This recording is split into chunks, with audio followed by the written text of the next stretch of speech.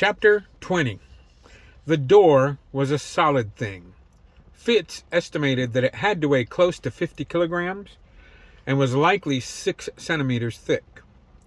Such a portal was a first-rate barrier and had the added advantage of dampening sound greatly once it was closed.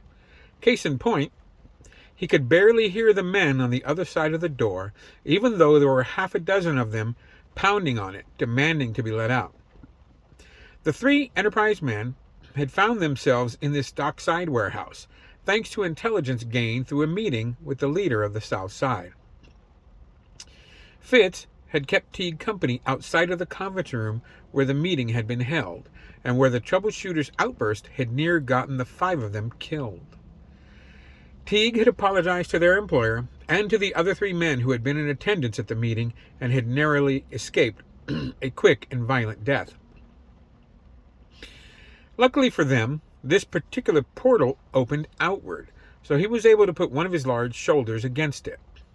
Fitz, Gerald, and Teague had made their way to this warehouse in the south side of the city after Penrose had told them what transpired during the rest of the meeting with Senora De Luca. Their employer informed them that apparently Vittorio had secretly been buying up businesses and gathering followers in an attempt to take over from his own aunt. She had given them the location of several of those businesses and properties where the enforcer might have secreted Teague's mother. The Senora had also given her assurance that as long as the Enterprise men did not infringe on any of her legitimate interests, that there would be no repercussions for their actions against the rogue enforcer and his men. Fitz had found it suspiciously convenient that when Mr. Penrose had been going over the likely properties, that Teague had come out with, "I have a boat." The troubleshooter had been informed by the Pixie that they would need a boat, and apparently the ferry was going to offer some form of assistance, since the target building was on the water. The big man had found it a tad unusual that Gerald had been intent on piloting the 20-foot skiff. As far as he knew, the Bruiser was no fisherman, but Gerald had insisted that Peck wanted him to man the tiller. The men on the other side of the oak door were trying their best to force it open. Teague was doing his best to help, but it was really Fitz that was keeping the portal closed.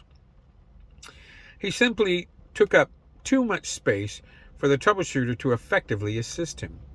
Even if Gerald was with them right now, there would be no way for the Bruiser to help because there would be no room for him to throw his weight into it. The trip on in the skiff had been interesting for several reasons. First was the fact that after a few minutes they had cast off from the dock where Hedrick moored his craft, a fog bank had materialized in an unnaturally swift time.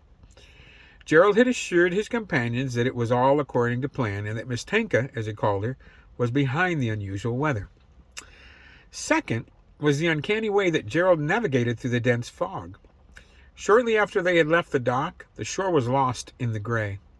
They had been underway for about 10 minutes when Fitz asked about it. Gerald had told them that the Gull was leading them. "Beg pardon?" Teague had asked. Gerald had gone on to tell them with a grin on his broad face that it was like in the eatery when a family of mice had let him know where the artifact was located.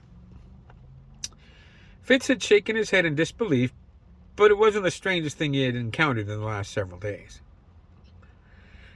Even though the Bruiser had seemed confident, Fitz still made sure to hold tight to the gunwale. He was a fair swimmer and exceedingly strong, but he was concerned with the fact that he didn't know in which direction lay the shore. When the 3 Enterprise men had made their way into the dockside warehouse, they had not encountered any rogue Italians. That was, until they had opened the oaken door. On the other side of the portal had been a group of men. Fitz hadn't had time to get a proper count. Gerald had let out with "bollocks," and Teague had slammed the heavy door shut. That was Fitz's clue to throw his shoulder against the door to keep it shut. Almost immediately, after the men on the other side started to try to force the door open, and a lone man appeared in the hall. He hadn't been there a moment before. Gerald had turned to the newcomer and was going to go after him, but the man held his hands palm up, and said, "One moment." Teague asked him, "And why should we not do for you?" The man's accent and rather plain Mediterranean appearance marked him as one of the Italians. He told them, "Your mother is up on the 3rd floor in the room at the end of the hall. I'm through with that devil." With this declaration, the man tossed the key to Gerald's feet. He turned and fled before anything more could be asked of him. The bruiser snatched up the key and turned towards Teague. The troubleshooter thought for a moment and decided, "Gerald, get my mother and take her to safety." "What about Vittorio?" Gerald asked. Teague replied, "I told you I would handle him, and that's what I aim to do." Fitz grunted with effort and spoke, "I don't think there's more than 7 or 8 of them in there." The bruiser looked indecisive for several moments, till Teague told him again forcefully, "Get my mother out of here, Gerald." That command forced him out of indecision, and the bruiser gripped the key tightly in his large fist and ran away. Teague found a portion of the door where he could apply some force to help keep it closed. All the while they could hear muffled shouts on the other side of the oak portal. "What now, Teague?" the big man asked. The response he got was, "Let me think a moment." The troubleshooter considered several things. He knew that the police were out in force because they had been warned of a possible turf war between the Italians and the Enterprise on the west side. This, coupled with the fact that Vittorio was going against his own leader, meant that they would not want to draw attention. This meant that the Italians were not likely to start shooting, and even if they did, at the moment, they were on the other side of a heavy oaken door that, while not actually bulletproof, might as well be. Of course, there were a lot of ways to kill a man that did not involve firearms. Teague also thought that there was actually no way out from the room beyond this door. This thinking was based on what they had seen on the way in from the sea. The men on the other side of the door had not stopped trying to open it. Teague knew that Fitz was strong, uncommonly so, but the big man was single-handedly holding the door closed while maybe half a dozen grown men on the other side were actively trying to force it open. He could see that the big man was sweating, and the door occasionally made small jerking motions as Fitz pushed his shoulder against him. The big man noticed Teague watching him and through clenched teeth said, "I can't hold this thing forever, Teague." The troubleshooter considered options, and it seemed best to him that he and the big man keep the encounter in the hallway. This would make it less likely that the other men would be able to get behind them or overwhelm them in a press. Teague moved back several paces, and he was going to tell his plan to the big man holding the door when he heard someone coming down the hall. He turned to face the new threat and was surprised to see the big bruiser rushing towards him. "Gerald," Teague exclaimed, "I told you to get my ma'am out of here." The bruiser nearly skidded to a halt a few feet from him and said, "The missus said she could handle a skiff and commanded me to go help her son."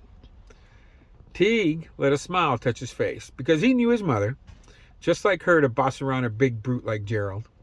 His mother was one of the more capable women that he knew, and he knew that there were fishermen in her family, so it didn't surprise him that she could handle a skiff. Teague made some space between the 3 of them and told his companions, "Fitz is going to let them fellows out, and we're going to take care of them." Both of the other big men nodded in understanding. The last words before the big man stepped back and let the door fly open were, "Vittorio is mine." Then all hell broke loose.